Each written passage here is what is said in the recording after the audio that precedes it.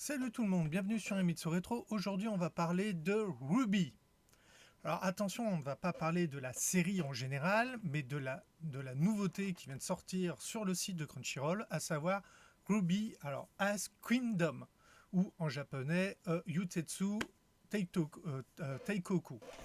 Alors, je tiens à le dire tout de suite, ce n'est pas la neuvième saison. On attend, tous les fans tels que moi, attendons la neuvième saison avec impatience, surtout qu'on a des trailers depuis 2019. Mais non, ce n'est pas la neuvième saison. En fait, c'est un projet qui a été initié en 2013-2014 par Munty Munt, avant son décès, bien sûr, parce que pauvre, il est mort. En fait, il faut savoir une chose. Ruby est une série d'animation américaine faite par les studios Rooster T, en CGI, donc en 3D, par ordinateur et compagnie. Il y a une version qui s'appelle Ruby Begin, qui est les 3 premières saisons redoublées en japonais pour le marché japonais. La série a été appréciée, mais ils aimaient pas les graphismes. Donc, Ruby As Kingdom est en réalité une nouvelle version de la série faite en 2D. Donc cette fois, on va dire plus en animation habituelle.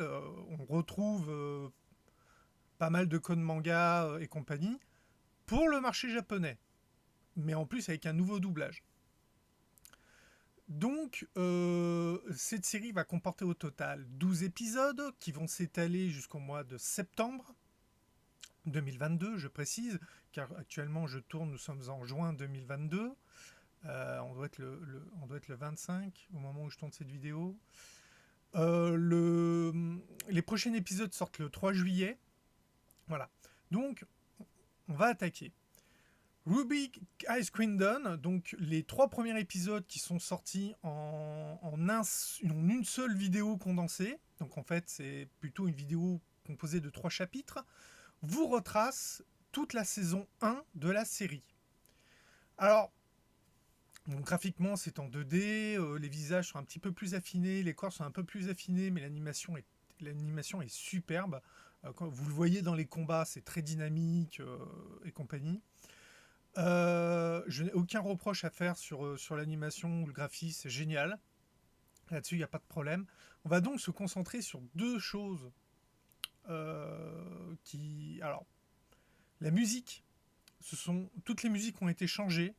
Je pense qu'ils sont partis du principe nouvel animé, nouveau pays, goûts musicaux différents. Donc il y a tout un tas de nouvelles musiques et je trouve ça très dommage parce qu'elles ne sont pas au niveau de l'anime original. Moi, la saison 1 de l'anime original, la musique de combat, je la trouve énorme, je la trouve géniale. Et de ne pas avoir la même musique dans la même scène de combat, j'étais là, ah, il manque un truc dans la scène. Et bah oui, c'est pas la même musique. C'est un énorme impact. Maintenant, la deuxième chose qui, moi, me pose problème, c'est que la première saison, dans la version originale, fait 2 heures 6 minutes pour 16 épisodes.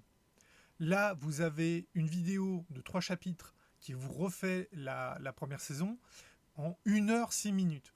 Il manque 1 heure. Alors effectivement, souvent il y a des choses que tu dis, ouais, ça on s'en fout, on peut le faire autrement en quelques secondes au lieu de perdre plusieurs minutes.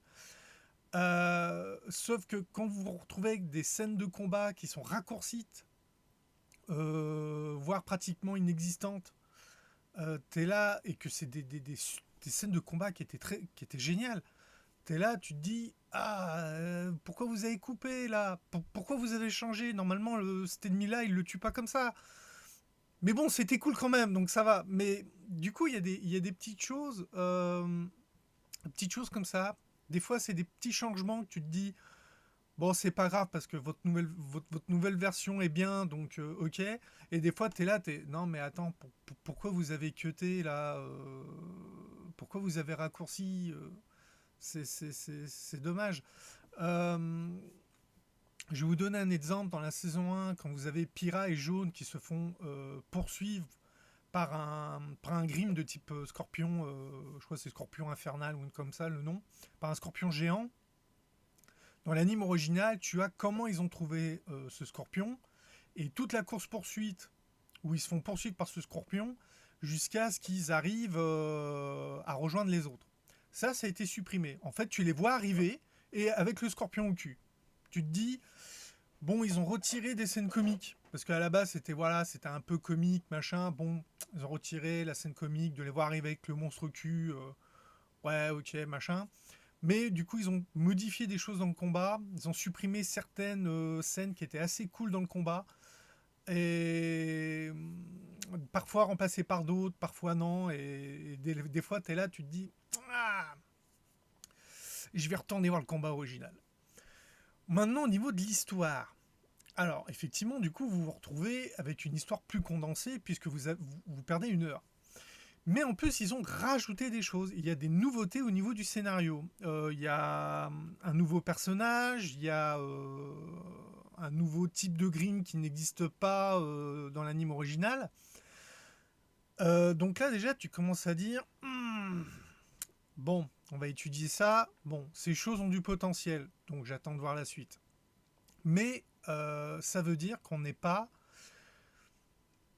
on n'est pas vraiment dans un copier-coller. On est dans une réinterprétation, mais en gardant quand même les éléments de base. C'est simple. Si vous avez aimé la série américaine, je pense que vous allez aimer cette version japonaise, même s'il y a des choses qui vont vous faire tiquer, parce que vous allez dire, ouais, non, cette scène, pourquoi vous avez changé, machin, tout. Vous allez un peu râler comme moi j'ai fait, tout en appréciant. Si vous n'avez pas aimé Ruby pour une question de graphisme, c'est-à-dire que si quand vous regardiez la version américaine, vous étiez là, ouais, graphiquement j'aime pas ce truc en CGI, en animation par ordinateur et tout, mais du coup là vous allez apprécier, c'est de l'animation traditionnelle, c'est vraiment, vous allez aimer.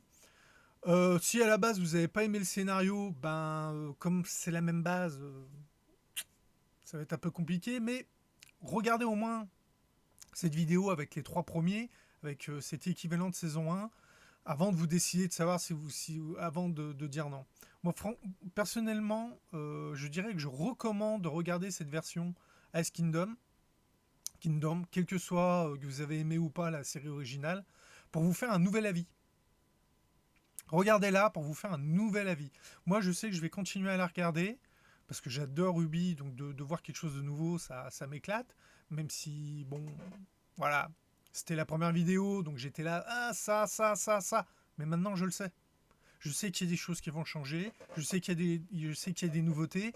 Du coup, maintenant, je veux les voir. Je veux voir où est-ce qu'ils vont aller avec leurs nouveautés. Et comme je sais qu'il y a des choses qui vont être supprimées, bon, je vais arrêter de râler dessus, quoi. Je vais être là, quand je vais regarder les prochains épisodes, je vais pas dire, ah, ils ont changé ça. Non, je vais être là...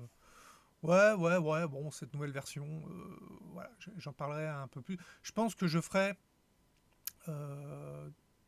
ouais, je verrai. Si vous aimez cette vidéo, si vous aimez savoir un peu ce que ça donne, au fur et à mesure que les épisodes sortiront, je ferai des nouvelles vidéos, parce qu'au final, s'ils font à chaque fois... s'ils coupent en 2 ou 3 épisodes à chaque fois, c'est en gros, ouais, voilà, on va avoir à peu près une vidéo par mois, quelque chose comme ça. Je vais regarder, parce que tout à l'heure j'avais trouvé les dates.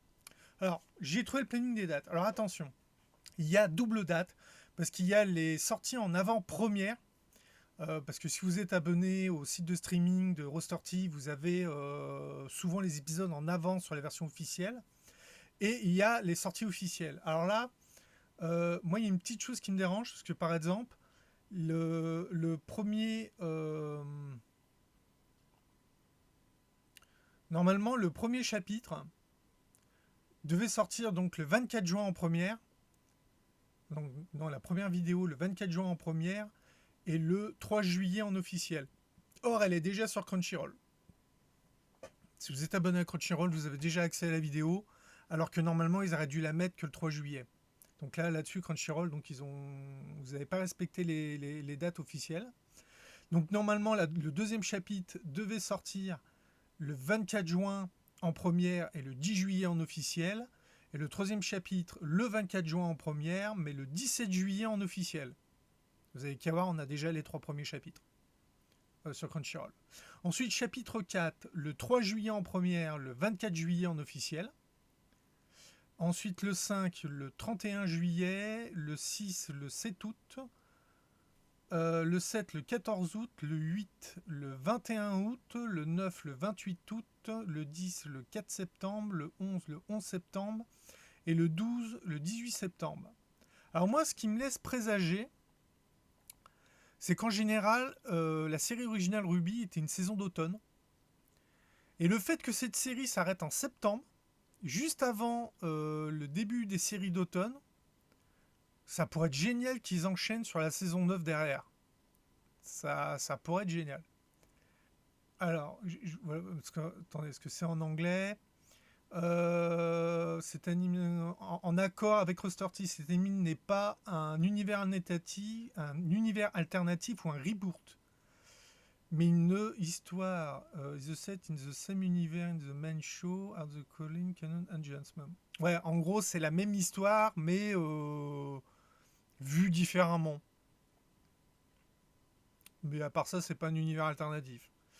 The first two episodes will recap volume 1 et 2 before moving to the original story include the new character Sitting Grim. Oh, donc en fait ils vont résumer que les 2 premières saisons et après on part sur de l'original. Ah ça c'est bien ça c'est génial. Par contre ils disent volume 1 et 2. En général les volumes, en fait ce qu'ils appellent volume c'est des saisons. Donc ça voudrait dire qu'en fait les 2 premières saisons vont reprendre l'histoire originale, la version américaine, et ensuite partir sur une histoire originale. Du coup, ça me hype encore plus là. S'ils partent sur de l'original, vraiment de l'original, New Character Sitting Green, bah, c'est ce que je disais, il y a un nouveau personnage qu'on voit déjà dans les 3 premiers épisodes, et il y a un nouveau type de monstre. Alors des Easter eggs, to the main will be series, ouais voilà. The Ask Kingdom will take place during the Beacon Art after volume 2. Donc Ask Kingdom voilà, correspond jusqu'à la fin du volume 2. Donc ça veut dire qu'ils vont jusqu'au tournoi. Ils vont jusqu'au tournoi, je pense. Ouais, the more central roses. Oui, effectivement. Ouais, il faut savoir que Ruby, l'histoire tourne vraiment autour de Ruby Rose. Alors que là, Ask Kingdom tourne plus autour de Voice. Et d'ailleurs, d'où le nom Ask Kingdom, elle qui est surnommée la Reine des Glaces. Alors, The Alternative. Alors, c'est les studios Shaft. C'est les studios Shaft au Japon qui font l'animation. C'est un excellent studio. Nouvelle musique. Voilà ce que je disais.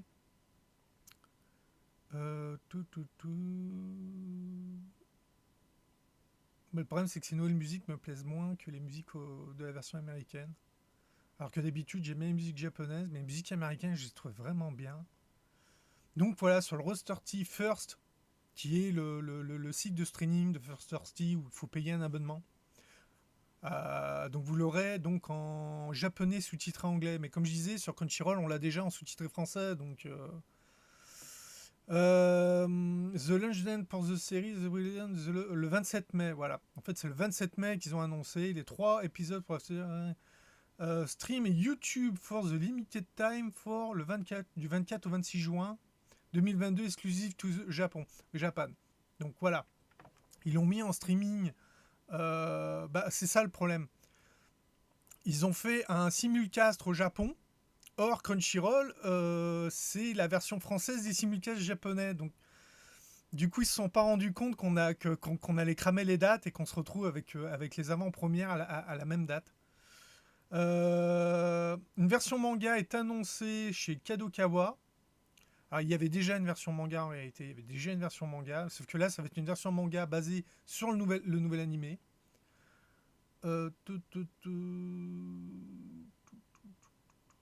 Alors au niveau du doublage, il y a plein de voix que j'ai reconnues, que j'étais là, ah putain cette voix, elle est connue, tout. Ils ont vraiment pris le projet est pris vraiment très au sérieux.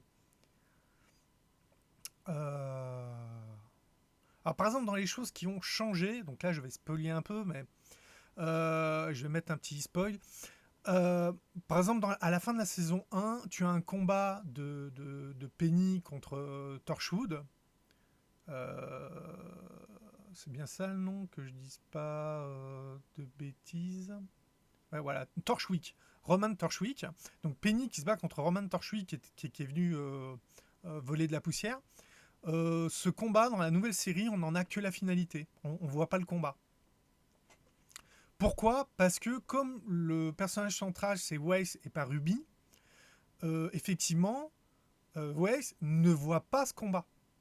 Donc du coup, vu qu'elle ne le voit pas, qu'elle n'y participe pas, bah on ne le voit pas non plus. Alors que dans la version américaine, Ruby participe au combat, donc du coup on le voit.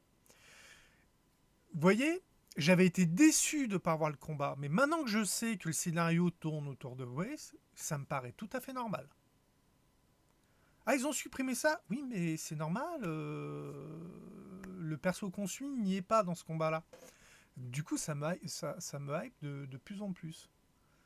Si vous avez aimé Ruby, c'est vraiment, on va passer à la conclusion. Donc, je sais que je me redis. Si vous avez aimé Ruby à la base, vous allez aimer. J'espère que vous allez avoir vraiment donné envie de la regarder, cette version. Surtout que maintenant, comme je disais, maintenant qu'on sait que la série tourne autour de Wells, il y a certaines coupures que j'avais pas appréciées, qui du coup me paraissent maintenant tout à fait logiques.